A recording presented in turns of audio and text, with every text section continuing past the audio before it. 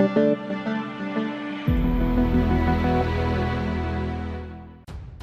to hard reset Motorola G54. Step 1. Let's turn off the Motorola Moto G54 by using the power key. Step 2. Hold down the power button with the volume down simultaneously. Step 3. After a while, the bootloader mode will be ready to use.